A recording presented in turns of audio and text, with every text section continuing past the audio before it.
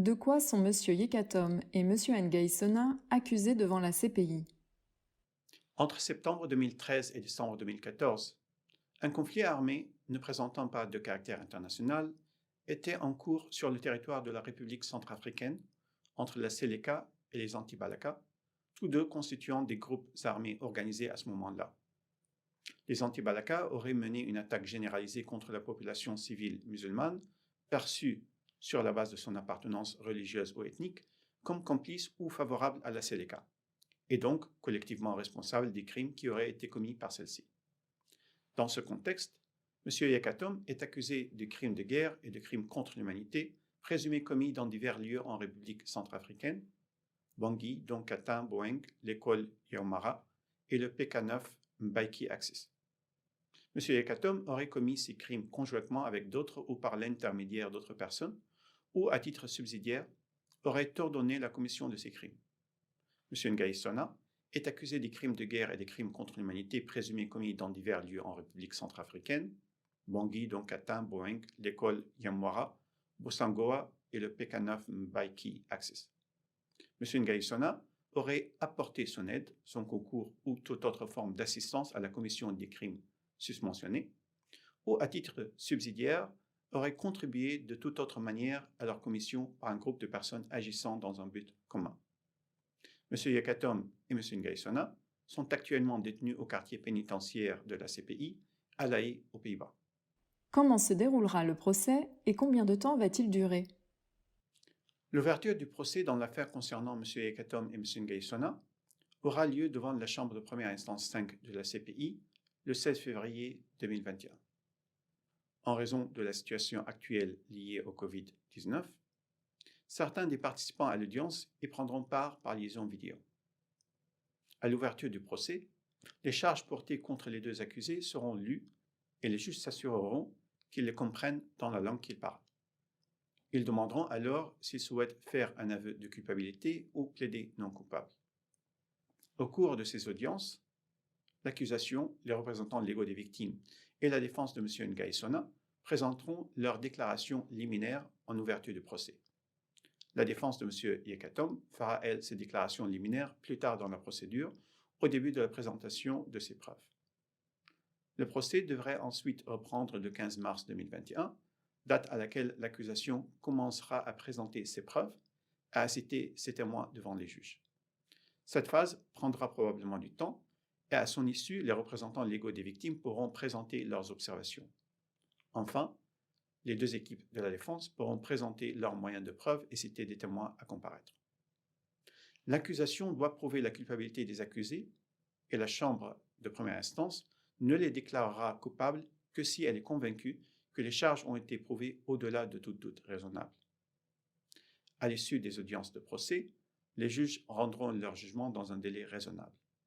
Le verdict sera lu en audience publique et les accusés seront acquittés ou déclarés coupables. S'ils sont jugés coupables, une peine leur sera infligée et des réparations pourront être accordées aux victimes. L'accusation et la défense peuvent faire appel du jugement et également de la décision relative à la peine dans le cas échéant. Un procès peut durer plusieurs années, en fonction de la complexité de l'affaire et des difficultés qui peuvent survenir. Les juges veillent au respect des droits de l'ensemble des parties et participants. Les affaires concernant des crimes de guerre et des crimes contre l'humanité tendent à être complexes, en raison du nombre d'événements considérés et de la longueur de la période visée, ainsi que des mesures d'ordre logistique et linguistique qui doivent être prises pour préserver les droits des accusés, protéger les témoins et faciliter la participation des victimes. Les juges sont toutefois déterminés à mener le procès le plus rapidement possible. Quels sont les droits des accusés pendant le procès? M. Yekatom et M. Nguesona sont présumés innocents et jouissent de différents droits au cours du procès. Tout accusé devant la CPI bénéficie notamment des droits suivants: être défendu par le conseil ou avocat de son choix, présenter ses propres éléments de preuve, faire citer ses propres témoins et s'exprimer dans une langue qu'il comprend et parle parfaitement, être informé en détail des charges qui pèsent contre lui dans une langue qu'il comprend et parle parfaitement, disposer du temps et des facilités nécessaires à la préparation de sa défense, et communiquer librement et confidentiellement avec son conseil, être jugé sans retard excessif, ne pas être forcé de témoigner contre lui-même ou de s'avouer coupable, et garder le silence sans que ce silence soit pris en considération pour déterminer sa culpabilité ou son innocence, obtenir que le procureur communique à la défense les éléments de preuve en sa possession ou à sa disposition dont il estime qu'il disculpe l'accusé ou tende à le disculper ou à atténuer sa culpabilité, ou sont de nature à entamer la crédibilité des éléments de preuve à charge. Si M. Yekatom et M. Ngaïsona, ou l'un d'eux, étaient jugés coupables, à la fin du procès, quelle peine la Cour peut-elle prononcer? Quand un accusé est déclaré coupable à l'issue d'un procès devant la CPI, les juges peuvent prononcer une peine d'emprisonnement, à laquelle peut s'ajouter une amende ou la confiscation des profits, biens et avoirs tirés directement ou indirectement du crime commis. La peine maximale pouvant être prononcée est de 30 ans d'emprisonnement. Toutefois, dans des cas extrêmes, et au vu notamment de la situation particulière de la personne déclarée coupable, la Cour peut infliger une peine d'emprisonnement à perpétuité. La peine de mort n'est pas prévue par les textes de la CPI. L'accusation et la défense peuvent faire appel de la décision relative à la peine devant la chambre d'appel de la CPI. Les victimes participent-elles au procès et comment? Les juges ont autorisé 325 victimes à participer au procès à ce stade. Cependant, ce chiffre continuera d'évoluer car les juges ont autorisé les victimes à soumettre des demandes de participation jusqu'à la fin de la présentation du bureau du procureur. Tout au long de cette période, la section de la participation des victimes et des réparations de la CPI continuera d'évaluer et de transmettre aux juges les demandes des victimes. Dans cette affaire, les juges ont désigné 2 équipes distinctes d'avocats pour représenter 2 groupes de victimes autorisées à participer. Le groupe des anciens enfants soldats d'une part et de l'autre, les victimes des autres crimes. Les juges ont en effet noté que les personnes appartenant à ces 2 groupes étaient en général de camps opposés lors des événements survenus au moment pertinent en République centrafricaine. Par conséquent, leurs intérêts divergent à tel point qu'ils sont représentés par des avocats différents. Les victimes obtiendront-elles des réparations? Il est tôt de le dire. À l'issue du procès mené devant la CPI, les juges peuvent ordonner à une personne condamnée d'octroyer des réparations aux victimes pour les crimes dont elle a été reconnue coupable. Si l'accusé est déclaré innocent, les juges ne discuteront pas sur la question des réparations. Qui sont les juges qui siègent dans cette affaire? La Chambre de première instance 5 de la CPI est composée du juge président, le juge Bertram Schmidt, du juge Petar Kovac et du juge Chang Ho Chang. Les juges de la CPI sont des personnes jouissant d'une haute considération morale, connues pour leur impartialité et leur intégrité, et réunissant les conditions requises dans leurs États respectifs pour l'exercice des plus hautes fonctions judiciaires. Tous ont une grande expérience en rapport avec l'activité judiciaire de la Cour. Les juges sont élus par l'Assemblée des États parties sur la base de leurs compétences reconnues, soit en droit pénal et en procédure pénale, soit dans d'autres domaines pertinents du droit international, tels que le droit international humanitaire et les droits de l'homme.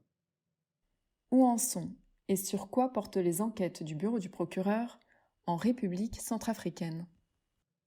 Le 30 mai 2014, à la suite d'un violent conflit entre la Seleka et les groupes armés anti-Balaka, les autorités de la République centrafricaine ont renvoyé la situation dans le pays au bureau du procureur de la CPI en demandant l'ouverture d'une enquête concernant tous les crimes commis sur son territoire depuis le 1er août 2012.